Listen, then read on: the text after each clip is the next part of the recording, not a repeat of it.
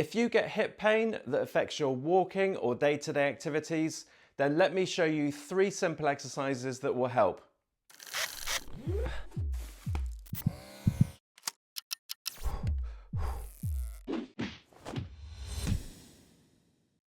Hi everyone, and welcome to Exercise for Health. And as we age, we will at some point be subjected to an element of joint pain, be it in the spine, the shoulders, elbows, knees or hips.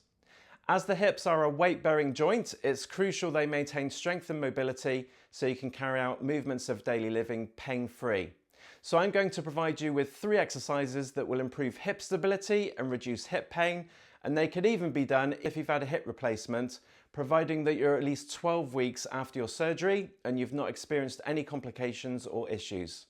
As always though, even though these exercises are of a low intensity, they may not be suitable for everyone with a hip problem, so check your healthcare provider first if you're unsure.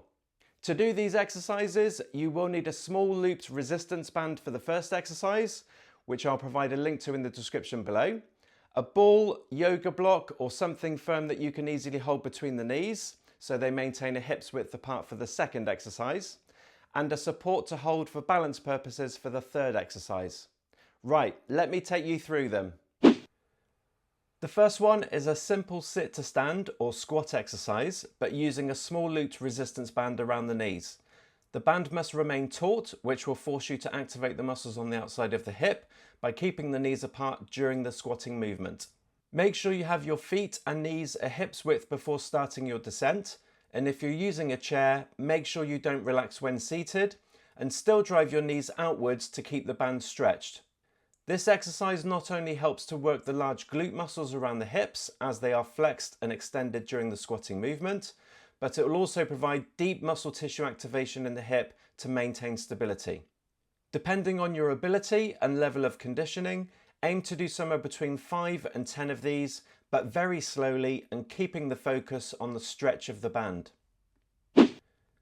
The second exercise is the same as the first one, however this time you hold a ball or object between your knees as though you were pinching it.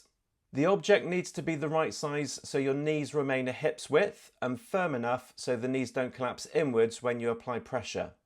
This variation of the first exercise will activate the deep muscle tissue on the inside of the hip to stop the object from dropping. You'll feel the muscles in the groin working if you're doing it correctly, as well as the larger muscle groups again around the hip. Like with the first one, aim to do between 5 and 10 repetitions, focusing on gently squeezing the object throughout your squatting movement, and only go as low as you feel that you can manage. The final exercise will really target all the deep muscles in the hip as the majority of your weight will be on one leg.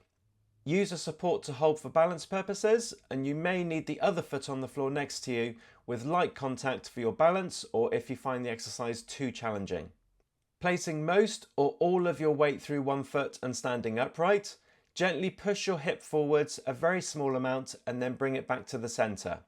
Then push the hip outwards, again not too far, just enough to activate the hip muscles and then bring it back to the center. Then push the hip backwards, like a hip hinge movement, but only enough until you feel the triggering of the hip muscles before bringing it back to the middle.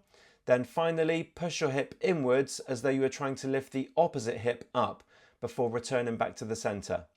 The movements will be very small for each of the 4 directions, and you only need to move it a little to activate the muscles, and you can hold each point for a couple of seconds before returning to the center. You may also find some directions more challenging than others, so be sure to start conservatively and then build up. As you move the hip towards each point, ensure it's the hip that's moving and not just your torso or back.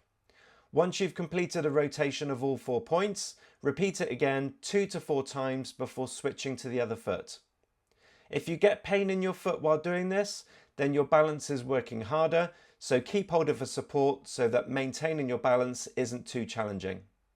It's important we target the hip stabilization muscles primarily rather than placing emphasis on the balance. I hope the exercises in this video help you reduce your hip pain. If you found it useful, please give it a like by clicking the thumbs up button below and consider subscribing if you haven't already. You can check out the description below for further information, including a link to other videos on this channel for the hip, But thank you so much for watching, and until next time, stay active and keep moving to feel better.